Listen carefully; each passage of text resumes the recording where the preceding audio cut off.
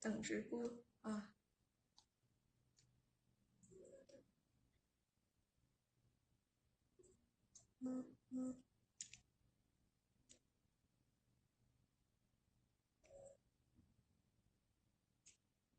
往期的直播你们都看了吗？早晨的直播你们都听了没？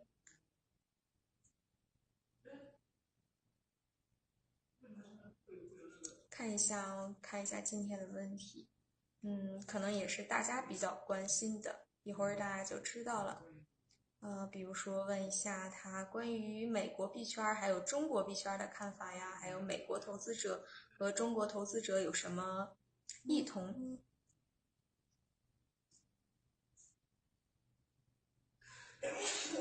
不知道现在两位好了吗？还有 CBNT 这个项目，对，不知道大家有没有听过呢？看一下，邀请一下两位。邀请到了，终于到了，看来终于到了。姐，可以吗？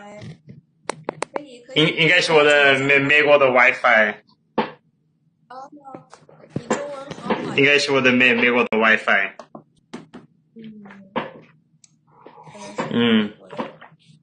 我再邀请小姐姐发出邀请呢，看一下有没有接到。好，可以吗？可以啊，可以。还要邀请。好。你有收到吗？我已经发出邀请了。邀请。已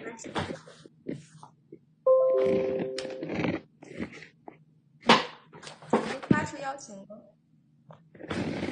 发出对邀请了，看一下艾伦在干什么。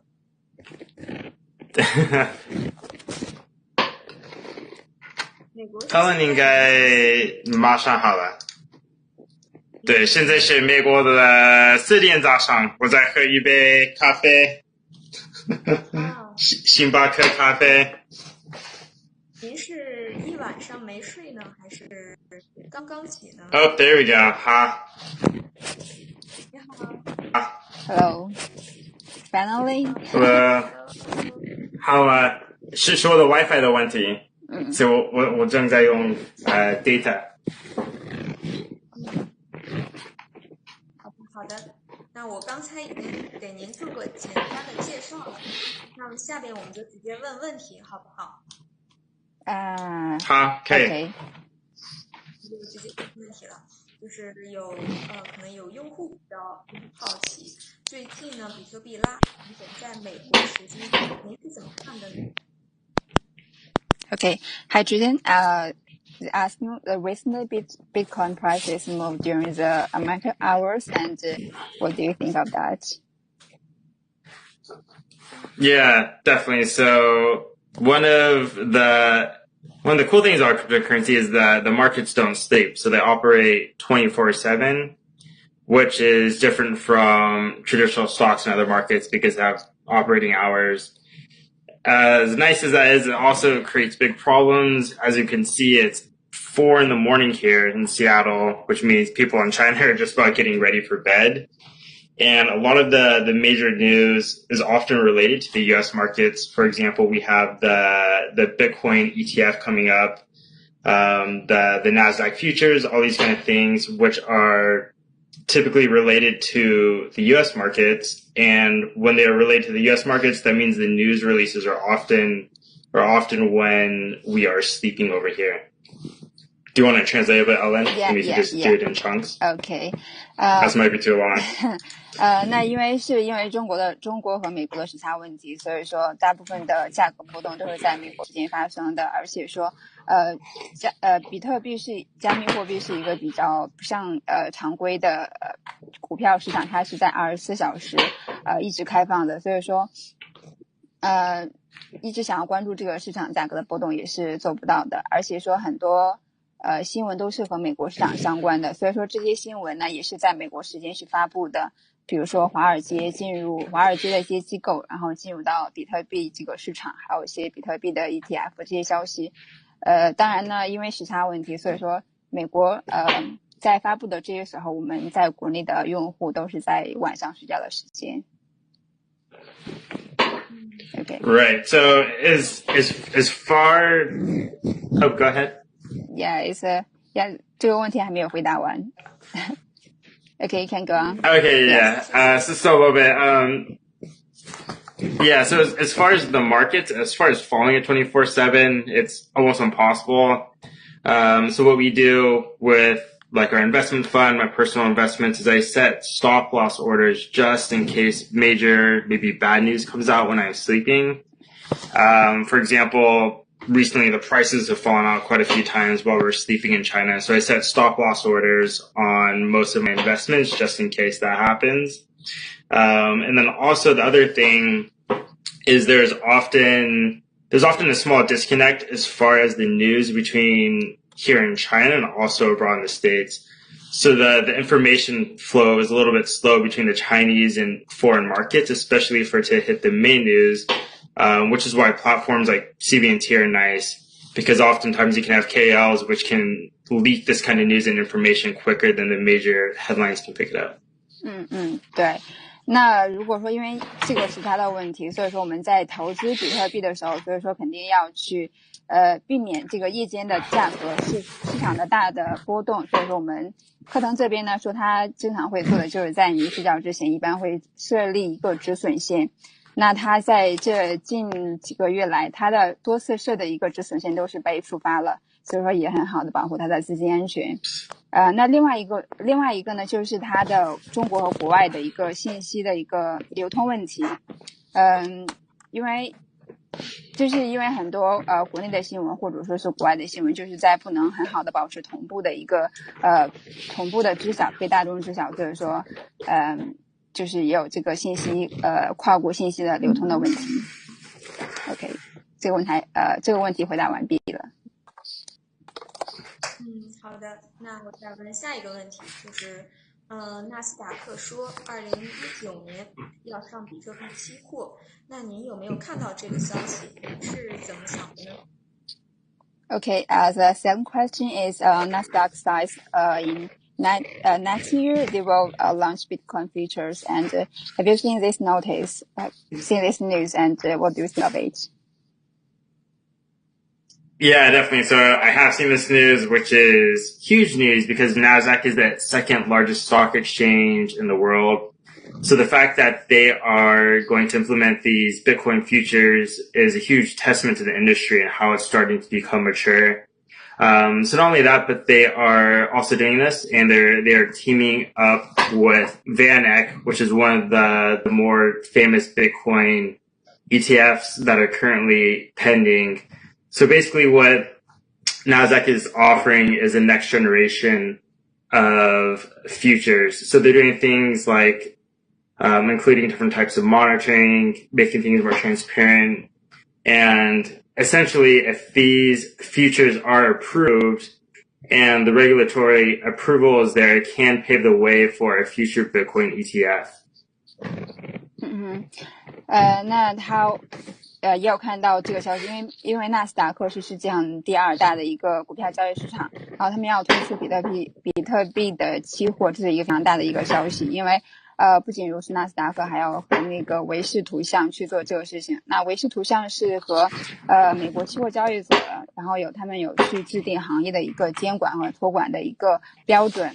然后呢，就是纳斯达克利用纳斯达克他们的一个股票监管系统，就是 SMARTS 和维视图像的一个提供的价格基准，然后纳斯达克他们可以带来一个就是期货的2.0的一个期货合约，是这样子。然后呢，当然这也解决了一个就是这样的一个期货合约，然后解决了那个 SEC 比较关注的2个问题，就是托管和监管。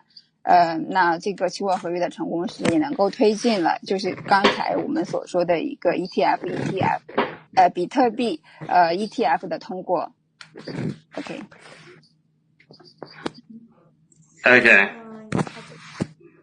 留言区有人说希望课程不要老是晃动那个镜头，可能是Okay. 以稍微找一个地方固定一下。Okay, there we go. I'll try to keep it a little bit more still. Okay. 好的，再问您一个问题。Sure. 您能讲讲，您感受到的中国币圈和外国币圈有什么不同吗？ Okay. Next question is, do you think there is any difference on the Chinese crypto and foreign crypto market? Yeah, definitely. So the main thing I see within the Chinese crypto circles is there's a lot more government control, a lot more government oversight. So oftentimes what I've seen in the Chinese markets is there is a lot of topics that can often be taboo or kind of off limits. So this is something I see definitely in the local market where there's certain news that is maybe posted abroad, but it's a little bit sensitive. So that news gets toned down in the local markets here. So it's not quite as free as everything as far as we would like it to be. The other thing is the sources of media. So China is very specific to itself as far as the different media that it uses. So they use things like Token Club, they use WeChat, they use Bihu. So a lot of the media sources that are used in China are quite localized. Maybe you can start with that. Yeah, okay. 那中国币圈和外国币圈的一个比较大的问题就是国内有很多限制性的话题，就敏感话题，我们这边不能去发布的。那但是在国外呢，就是这个就是非常自由的，你可以去发任何你想要去发的信息。然后另外一个问题呢，就是在国内我们也知道很多国外的平台会被屏蔽了。那像国外比较集中的币圈比较集中的一些平台，像 Bitcoin Talk， 然后 Steam、Twitter、Medium 电报，这些都是在国内被屏蔽掉了，我们就不能够去在这些平台去及时了解比特币相关的知识。所以说我们国内的人就一般就是会自己去创建自己的平台，比如说Tokenclub， 然后一些币户啊、微信啊这样的平台。Okay. Yeah, exactly. So, the flip side of that, everything on the foreign media, it's a lot more open, so people are a lot more free to say what they want to say. There's a lot less restrictions. And that's also where we hope, so CBNT is going to play a role in the future. So that's, once again, using the blockchain technology. So things that are in the future posted on CBNT will be fully decentralized, which also helps open things up in the future as well. 但是呢，在 CBNT， 然后因为我们会在有涉及到两个市场，国内市场和国外市场，所以说，而且我们对这个就是新闻的开放度是比较大的，所以说客户可以去发布任何他们想要去发的信息，就是限制性比较小一点。然后同时呢，所以说在涉及到两个国内和国外市场，所以说我们在国内国外信息这个沟通方面会在这个平台上也可能会更便捷一点。因为 CBNT 同时也是少数的涉及到国内和国外市场的一个媒体之一。OK。明白。那再问您一个问题，您觉得国外投资者和国内投资者的关注点有什么不同吗？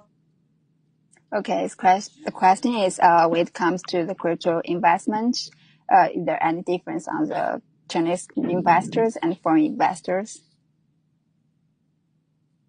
Okay, so the difference between Chinese and foreign investors. So, being in part of both of the markets, being a foreign investor in China, I have a pretty good feel for this. So I'd say with the Chinese investments, the number one thing is making money, locking profits. So oftentimes when I've gone into a Chinese investment or something recommended by my coworkers or something else that I've seen other people investing in, like their main concern is just making money really. So I've seen almost like Ponzi schemes and scam projects that just look horrible in my eyes, but people still think that they can lock profits with it or make money on it. So that's the number one priority. So even if it's almost like a scam or a Ponzi or something, I've seen people still put money into it if they think that they can get money back in return. Mm-hmm. Which I would say foreigners are a little bit more hesitant with stuff like that.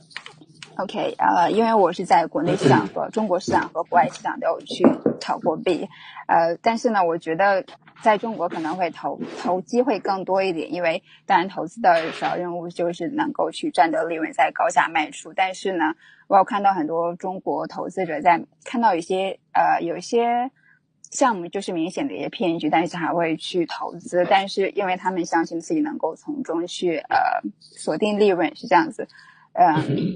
还有一个就是中国的投资会缺乏透明度和信息的完整披露，就是比如说团队的介绍呀、白皮书这些，就是很少会去注意这方面的问题。但比如说一些很明显的一些庞氏骗局，但是也有人会去投资，但是在国外可能会人们对一些团队啊、项目这些会关注的会更多一点。Okay, then you can go. Okay, and then yeah, great. So yeah, once again, the foreigners, they tend to, like the team, the white paper, they're buying into the vision a lot of the time. So that's often how they'll choose one project over another, is they're buying into the overall idea or vision of the project. With that said though, whether you're Chinese or American or European, whatever, we're all basic humans with basic human emotions. So with that said, like everyone likes making money, and human emotions tend to be the same no matter what culture you're from. So the markets can move from extreme optimism, like we saw last year or early last year with the bull run, to extreme bearishness. So at the same time, the investors are actually very similar at the same time. 当然呢，我看到评论说，其实在国外呢也有很多骗局，就是比如说客户投资者也会看到一些就是承诺一些高回报的项目，他们也会去被这些高回报的一些项目会蒙蔽到双眼，比如说 Bitconnect 他们也会去就是有一些投资失败的案例吧。但是呢，当谈到投资的时候，我们的心态可能会是不一样的。但是呢，人性的恐惧和贪婪都是一样的。从那个非理性的兴奋的一个牛市，到一个非常乐观的熊市，这些都是人性中会考验人性中的地方吧，在投资的时候。Okay, next question. 给下一个问题。是的。下一个问题。就是想问一下，您个人最关心的资讯和信息通常是通过哪些渠道获得呢？就是您比较关心哪些信息 Okay, what fields on the information do you cares most, and where you get this information? All right. So as far as the information I care the most about, I mostly care about things that affect the prices of the cryptocurrency. So that could be regulatory approval, can be hard forks, like the Ethereum hard fork coming up, new tech improvements, anything that's really going to affect the markets in any way, just because, I'm a huge investor at the core. And as far as reliable sources, this is something that took me a long time, and I think it takes people a long time to find reliable news sources. So with cryptocurrency, it's like everyone has a project, everyone has a coin, most people are trying to sell you on something. So there's huge conflicts of interest when you look at the crypto industry, and the same thing goes with KOLs. Mm-hmm. So finding reliable crypto information is something that has been very challenging for me. So the most reliable sources of information I have found is just a few select KOLs that I have learned to trust over the years. And then that's like following people on like Twitter, Telegram, and more of these select few KOLs that I trust, and just also a select few media sources. But I'd say it's very challenging with that. 其实我更多的会关心投资方面的问题，那主要是可能会影响比特币投资方面的一些新闻，可能是一些具体的项目新闻，也可能是比较大的新闻，比如说比特币的一个 ETF 这样的新闻。那当然在对于信息来源的话，因为在加密货币市场可能有很多卖方，比如说有很多人在推广自己的项目或者说是 token， 所以说要找到那可能就是可靠的信息来源也会是比较费时间的。比如说我也会在一些主流媒体去看一些像 CoinDesk 这样的媒体，然后去看一些新闻。当然，关于就是具体的项目新闻或者说是市场的新闻，我会去关注一些 KOL， 就是意见领袖或者说是行业内比较有影响力的人。我们会去看他的那个 Twitter 或者 Discord 或者电报这些渠道。当然呢，我也相信CBNT 也会是一个可靠的信息来源之一，因为在CBNT 的平台上，我也会去关注一些就是那些内容创造者，如果觉得他们的内容还不错，也会去关注他们。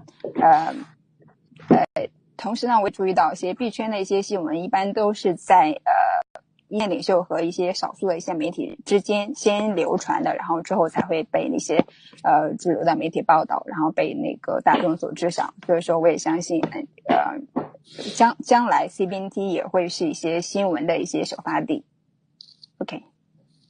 Yeah, I can add a little bit more. So that's also why I believe platforms like CBNT are important, is for things like this, because it's developing a system in a place where you can find KOLs. There's new and upcoming KOLs. Mm-hmm. So these are people that you can follow, and it's more of a free market system where people kind of can determine and you can kind of see who has the higher reputation. So it's more determined by the free market.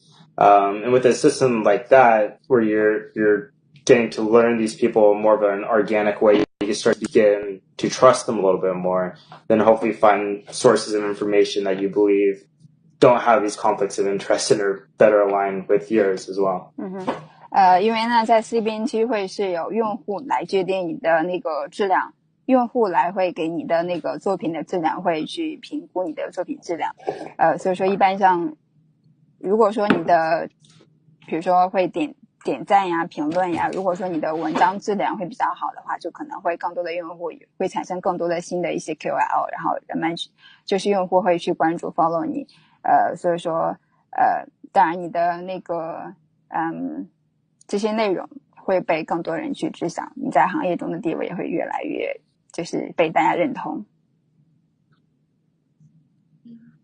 OK， 可以有下一个问题。刚才课程也反复的讲到了，刚才课程也反复的提到了 CBNT， 那现在就请您来给大家简单介绍一下 CBNT 究竟是一个怎样的项目吧。Okay, what kind of project CBNT is, and why you think it's a decent project? Okay, so in a simple introduction, so CBNT Create Breaking News Together is a decentralized blog platform.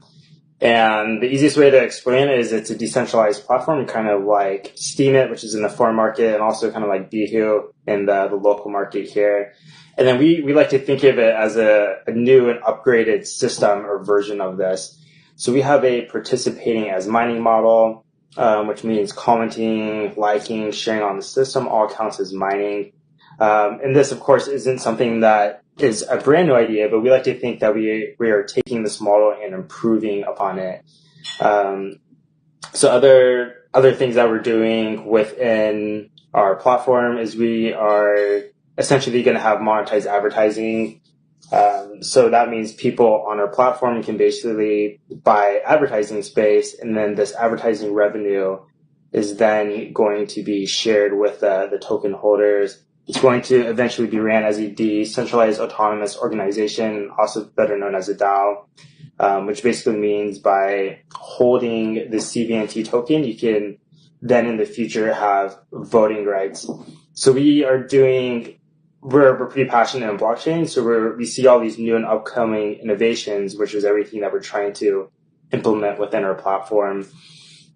Another reason why I think it's a good project is that the business model is already proven. So you look at Steemit, it's incredibly successful. Bihu has a decent model. So this isn't the newest idea in the world, but it's something that we know can definitely work. And the fact that we have onboarded so many users already onto the platform is already a testament to that. So we're providing something that people can actually use and is actually providing value to them, which we think is important for the industry. But that was a lot of words, so I'll let you try and translate from there. 因为 CBNT 它是一个基于区块链的一个内容的一个创造平台，就是一个类似一个去中心化的一个博客平台。然后但是它采用的一个比较特殊的就是参与即挖矿的一个模式，就是无论你是内容的创造者，或者是你是读者，不管你写文章，然后发文点赞或者浏览，然后都可以去认为挖矿。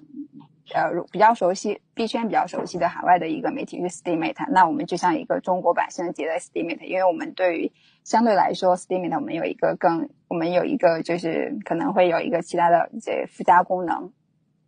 那另外呢因为 CBNT 为就是算是一个比较落地的一个实实在在一个项目，因为它的商业模式也同时得到了其他一个项目的一个认证，比如说像壁虎和 Steemit， 他们这两个项目也都算是类似的一个项目，都是取得比较成功的，因为我们已经采用了一个比较被大众所认可的一个商业模式呢，同时我们的模式又在升级，所以说它也是有竞争力的。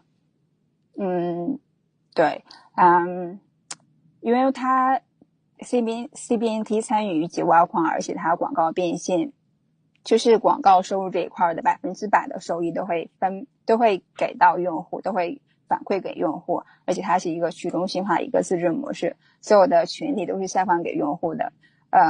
所以说，而且它有强大的一个团队，能够在不断的改进自己，改进 APP， 然后让它的用户体验会更好。所以说，我相信 CBNT 未来会做得更好一点。And then just the last little bit there. So oftentimes with a lot of these projects, especially coming between the Chinese and foreign markets. So, for example, we have Steemit, which primarily has penetrated the foreign markets. However, less than 1% of their user base is in China. And then more comparable to Steemit is something like Bihu, which is then based in China. And then with Bihu, it's probably the reverse of that, where like 99% of the user base is in China. So often there tends to be a little bit of a disconnect between the two platforms. So that's one thing I see is a disconnect between the KOLs in China and then also in foreign markets. So CBNT is going to be one of the first projects that is going to be strategically located both in China and the foreign markets, just because we have an international team. Mm-hmm. So I think that's going to be another advantage to the platform, is that we're going to be essentially being able to hit both markets at the same time and connecting the two really. 那CBNT 呢和壁虎或者是 Steemit 有一个不同点，就是我们会有国内市场在做，我们国外的海外的市场也在做，所以说我们在那个国外市场和国内市场的信息信息沟通流通起来会更快一点，就是可能没有信息的一个耽搁，是这样子。因为像壁虎90%以上的用户都是在国内的，但是呢 Steemit 呢因为语言的关系，所以说几乎，而且是它的网站被屏蔽掉了，所以说国内的用户基本上是不可以用这个网站的。OK， 明白。那再讲一下，您在 CBNT 主要负责什么呢？Okay. What did you do at the CBNT? What kind of job you do? Okay, so at CBNT, my responsibilities are actually quite large.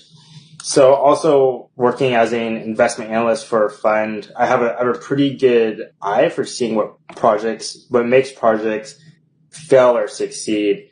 So I've looked at literally hundreds of projects, looking at them from their team to their white paper to the design of their project, all the way to them listing on exchanges. And I've seen a lot of projects fail spectacularly, and I've seen just a few succeed. So by being so involved on the investment side, I have a pretty trained eye to see what to look for. I also take that same mentality with CBNT. I do a lot of advisory work with them, and that's everything from the very beginning to the white paper, to the overall marketing strategy abroad, and all the way leading up to us listing the token on exchanges, just making sure everything is going smoothly. Also being strategically located in China as an American, Also, one of my probably the main role with the project is the overseas marketing, just because I have a good feel for the foreign markets and what they want to look for in a project as well. So that's one of the main things is I'm helping doing, along with Ellen, is helping get the project ready to prepare to enter the foreign markets so we can then onboard that foreign user base. If you could translate from there. Yeah, 因为其实我在 CBNT 的这个工作是比较宽泛的，从最初白皮书的设计，然后到 token 的一个结构的设计，以及可能到之后的上币都会有参与。然后我也主要负责的是海外项目的推广，因为我对海外项目的算是比较很了解，因此对于海外项目的推广，然后也是有一定的基础知识，所以说包括一些海外，主要是去负责 CBNT 海外市场的推广，然后比如说海外目前在做的一些海外媒体这个网站的设计，从商业策划到战略合作伙伴，这些都有在去设计。All right, so also going off of that, a large part of what I'm also doing with the project is a lot of it's really networking, looking for strategic partners, people where we can mutually benefit their project as well as our project, then also just move the industry forward in general. So a few of our more recent partnerships that we've been working on, the first one is with Oath Protocol, which is a cool project. They're also both located in China and Silicon Valley, which is a dispute resolution protocol. So basically on the platform, if you have a KOL who's maybe breaking the rules and maybe let's say they're posting fake news, their account's been flagged too many times by the user, then essentially their account could go into mediation through Oath Protocol. So that's like a potential problem we had, and then we were strategically partnering with someone to help solve that. Another one we have been working on is working with top-notch projects like QuarkChain. So QuarkChain is not as famous in China, but they're probably the most famous ICO that happened in 2018. The first day they saw a 25 times return on the ICO investment, which is really crazy. So we are currently in talks with them, talking about potentially using their blockchain. So this is all other things that I'm doing to help build credibility for the project in both the local and overseas market. 那我们最近的战略合作伙伴有 Oath 和 QuarkChain。那 Oath 它是一个第三方的一个仲裁项目，比如说我们有一些用户会在那个 CBNT 会发布一些虚假的新闻，或者说是违反了一些条例，然后我们就会有用户会举报，可以有用户去举报，然后如果说他对这个举报不服的话，然后他就可以在 Oath 上去仲裁。然后另外呢就是一个 QuarkChain， 它是一个公链项目，它可能在国内不是很熟悉，但是它是2018年最知名的一个 ICO 项目。然后它因为 QuarkChain 可以给我们CBNT 提供一个更好的更快的一个区块一个速度，然后而且呢他们的一个就是 gas 费相对来说目前在用的以太坊会比较低很多。那我们 CBNT 如果说后期上线视频类的项目的话，它可以这个视频类的项目的话它速度更快，而且说 CBNT 它的所有的记录都是在链上的，可以有一个更低的一个 gas 费用，然后可以给用户提供一个更好的一个体验。明白。那我可以问下一个问题了吗？可以。就是 CBNT 现在是只做区块链行业的内容吗？以后还会向什么方向发展呢？Will CBNT only focus on the blockchain and any plan in future? Yeah, so this was something we had considered a lot about when making the project. So as far as the CBNT Chinese DApp, we're currently focusing on blockchain and finance, just that initially, just because of our mining model. So just crypto mining in general, participating as mining, this whole kind of system is something that only blockchain people would really understand. if you went and you talked about this project to someone who's not within the industry, they'll probably just look at you with funny eyes and not really understand it. So our strategy in the Chinese market initially is to get the people who could really understand the model and really can adapt to it quickly. And then from there, the word can spread in more of a natural way once they're more established on the platform. Another thing we've done to open it up a little bit is we've implemented things like the Xiaowen. So that gives people more of an opportunity to speak on the Chinese app that's outside of the normal range of just blockchain and finance. As far as the English website, so we're taking a bit of a different stance with that. The main reason is because Steemit has been so successful already. So most people in the foreign markets, they know what Steemit is. And Steemit basically started kind of with blockchain and finance, but then they moved into all the other different categories later. So essentially with something like Steemit, they kind of paved the way for us because people get the model. So as far as our English website, we're actually going to open it up completely in the beginning. And I actually did quite a bit of market research on this. So on the Steemit website and things like Medium, actually a lot of their content isn't blockchain and finance, but it's other categories like cute cat videos or things like photos and that kind of thing. So for that reason, we decided to open up in the foreign market, and we think that's going to be really beneficial for everyone. So that's going to be beneficial for the CBNT token holders because more people are going to be holding the token, increasing the demand. And we also think it's going to be beneficial for the industry as a whole, because that's really what we want in the crypto industry is more adoption of the model of the token. And the easiest way to get people to do that is for them to come from other industries or writing about other topics that they're comfortable with, and then they can then begin to learn about it naturally. 因为呢 CBNT 是一个区块链项目，它采用那个参与即挖矿的模式，所以说可能对于非区块链行业来说，它可能很难去了解，很难去理解这样的一个模式。那所以说我们就是在最初的时候会聚焦于区块链和金融行业，因为行业内的人就很能够看清楚 CBNT 它的模式和创新和机会。那这样我们就可以有一个最初的一个用户群体。那之后呢，可以通过口碑，然后口口相传，然后去被大家去了解知道 CBNT。因为我们同时呢，我们在中文的 APP 上，然后我们也上线了小文功能，但是呢，这个小文功能呢，它的领域就是不仅限于区块链和金融，你可以发任何，就是用户有更多的自由度，你可以去发基本上你想要去发的一些内容。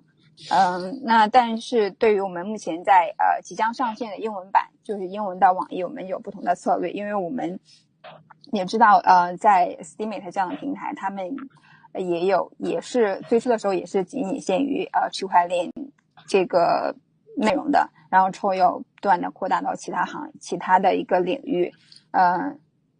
那我相信 CBNT 模式那个用户也会很快的适应，同时我们所以说在英文版上线的时候，我们会去开放更多的一些热门话题，然后用户都可以去参与，然后用户的自由度也会更高。然后呢，同时我们也相信通过开放这些其他行业，然后也可以让圈外的人去更多的了解区块链，然后也能够去帮助促进我们这个行业的成熟发展。对。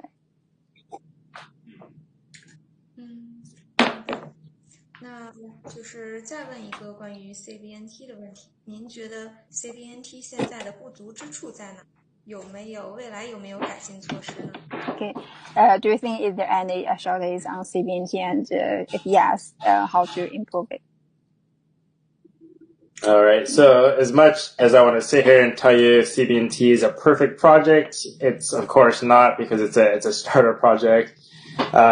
So there's all the normal startup things that the small problems that you have with the startup. So we are producing a fairly complex app and with different algorithms and stuff. So there's of course naturally small bugs in the system, but we have a team of dedicated engineers that are working on stuff 24/7 to fix things as quickly as possible when they come up. And that's also where we have our users come in as well. So we're really appreciative of our users just because they can report different problems to us.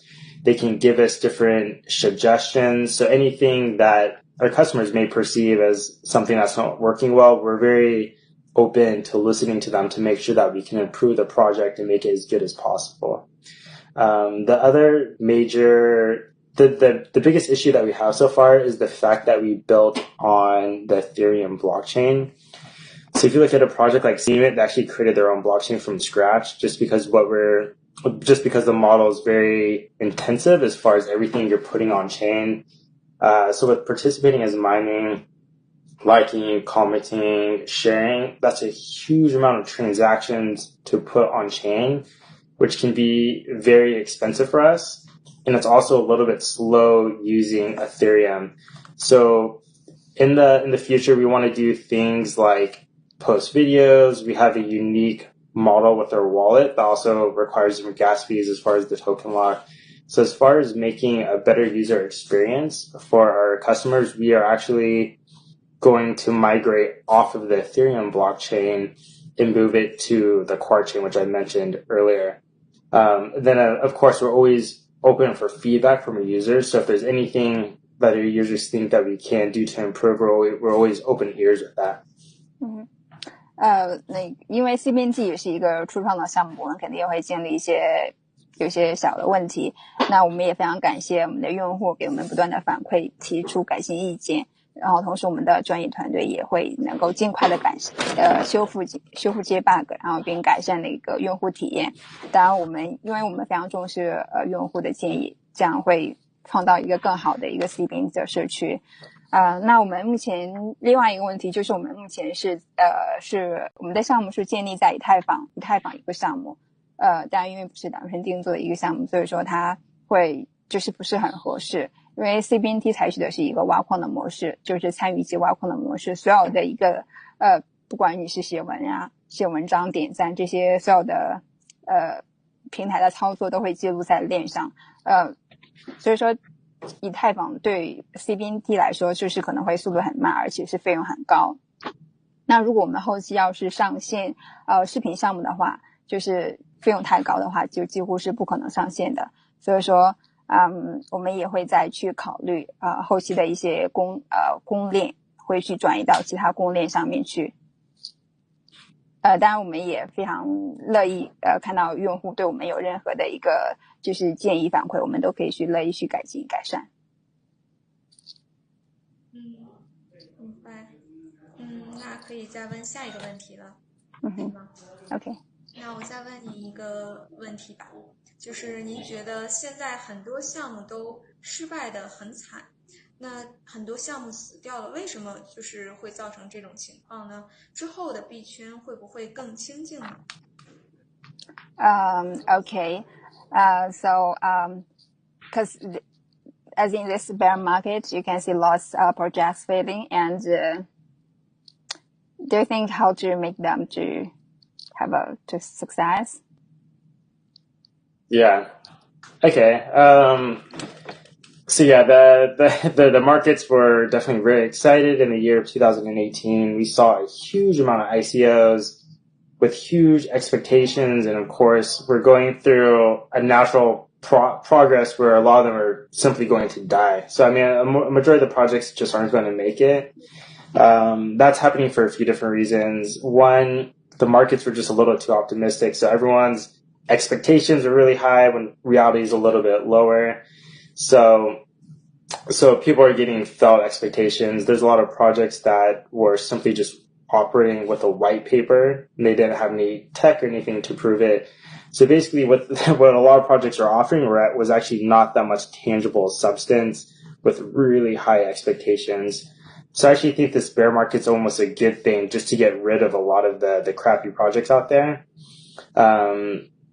So what's going to happen with projects moving forward? Essentially, projects moving forward are just going to have to offer more and more and more for them to succeed and for them to survive, and even raise money in general. So for projects to succeed in the future, they have to offer more tech, more product. They need stronger teams. They need stronger fundamentals as far as tokenomics. So They need lower valuations. So things have to come back down more into reality. And then the main thing I think it's going to take for projects to succeed is they need to offer something of a real use case. It's something that's actually valuable for their users. So in the year 2018, there's a lot of cool projects that came out that weren't offering too much actual value. It's something that sounded cool on paper, but maybe it's not something that many people are going to use, or maybe just the idea is just a little bit too early. Which is why I think projects like CBNT and things like Token Club are actually quite valuable. It's because they actually have established user bases. They're actually onboarding people. There's actually going to be a lot of people using the actual product. And I think a lot of people actually using the project and actually having a real use case like that and providing value is what is going to allow the project to survive. 那其实我们在2017年或者是2018年上半年呢，我们可以看到很多的一个 ICO 项目，那然后现在呢，在下半年就几乎是看不到的。那其实在熊市呢，一个项目的失败是很常见的，因为很多项目其实是没有募集到很多足够的资金，就是也很难去在熊市去维持下去。然后还有一个原因就是他们当时募集到的一个 ETH 并没有及时卖出，然后另外一个就是有一个不切实际的幻想，就是可能理想是丰满的，现实是骨感的。很多项目其实只有一个新组建的一个团队和一个比较大的一个雄心勃勃的一个目标，然后但是其实说白皮书几乎什么都没有募集到。所以说当那个币圈的流量小，然后人们的关注度少的时候，然后这些项目的失败其实也是在预料之中的呢。当然这也是事物发展的一个必经的一个代价，所有的事物发展都是要有一些个失败的过程的。那其实如果说项目如果取得成功，还是要去提供一些真实的一个价值的。那就是能够为现实世界提供一个真实的价值，也就是说 token 它的结构必须要合理，它的项目也要一个真实的一个应用场景。那 CBNT 其实有一些比较好的模式，比如说广告变现和财宝屋，就可以让用户有一个实实在在的一个触手可及的一个利益。所以说这也是我们为什么 CBNT 现在已经其实虽然说是APP 刚上线不久，其实有蛮多的用户，这也说明了我们的项目模式其实是得到大家的一个认可的。OK， 这样。好的，那我可以再问下一个问题了吗？可以。我觉得可以在用户看一下大家有什么问题吧，看一下大家的问题。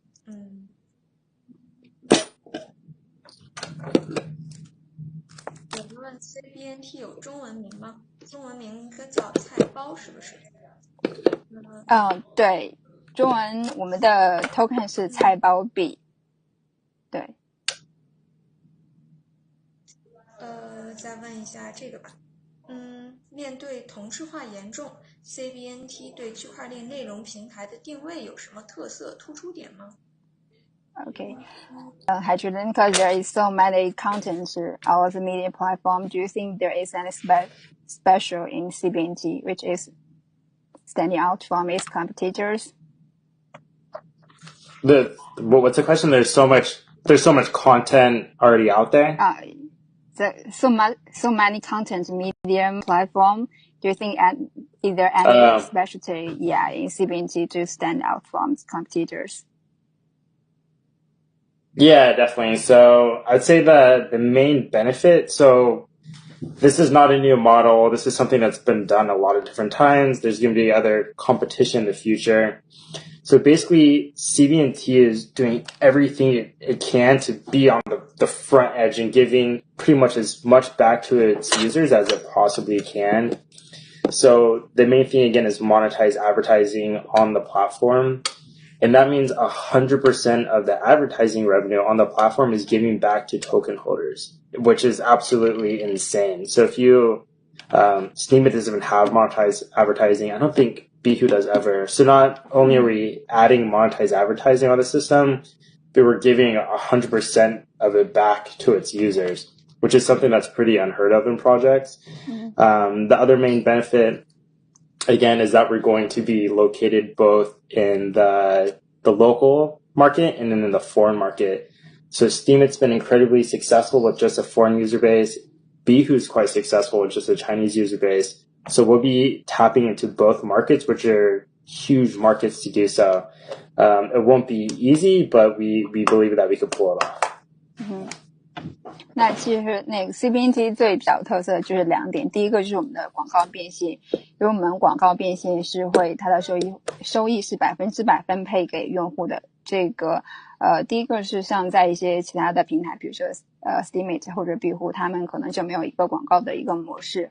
那像其他有广告模式的话，他们的一个收益也不会100%分配给用户的。所以说这个是比较有很少见的一个模式。然后另外一点呢，就是CBNT 会同时聚焦在国内市场和国外市场，然后这也是很多媒体或者说是平台没有涉及到的。比如说有些平台或只是在做国内的一个市场，然后有些国外的媒体就是从来没有涉及到中国的市场。所以说CBNT 是在连接中国市场和国外市场的一个桥梁，就是在信息沟通流通这一块，就是给 CBNT 给搭建了一个就是跨国的一个桥梁，这样子。明白了。 Yep.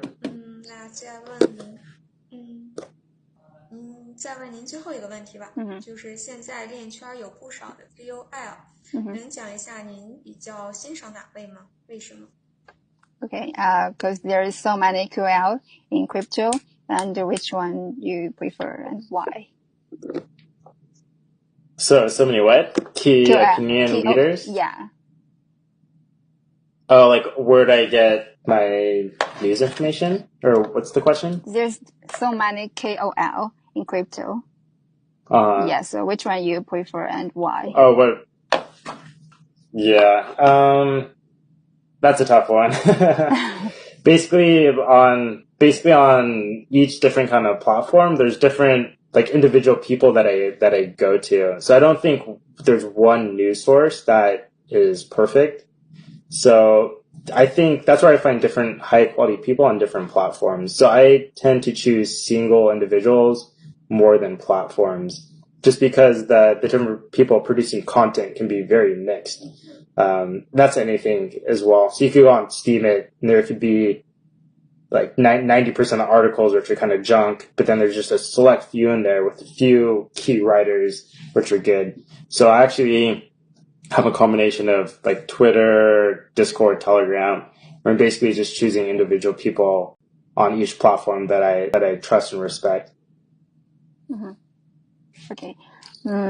那其实呢，在币圈其实也是一个比较新兴的市场。其实在这个行业内，我认为是需要一个比较高质量的 KOL 的，就是因为他们在写文章的时候，也会因为各方利益的冲突，然后有失公允吧。当然这在海外的币圈也是非常严重的，因为很多 KOL 他们是被收买或者什么叫付费，然后去评估项目写文章的。其实呢，在 CBNT 为潜在的或者成熟的 KOL 提供了一个场所，提供了一个渠道。就在 CBNT 不论，因为是用户去评价你的文章的质量好坏的，所以说 CBNT 会是一个新兴的一个 KOL 的诞生地，同时那个成熟的 KOL 也会在 CBNT 找到他们的客户流。对。明白。好的，那今天非常感谢柯腾和艾伦的精彩直播。柯腾今天最后还有什么话想说吗？您可以问一下。Okay. Do you have anything to say to the Token Club users? Yeah, definitely. So I just want to say thank you, first of all, for letting us use the platform. I think it's really cool what they're doing. Token Club, again, it's one of those blockchain projects that I think is truly going to succeed because they're doing something that is actually bringing people onto the platform. It's something that people can use. on a daily basis, sharing information.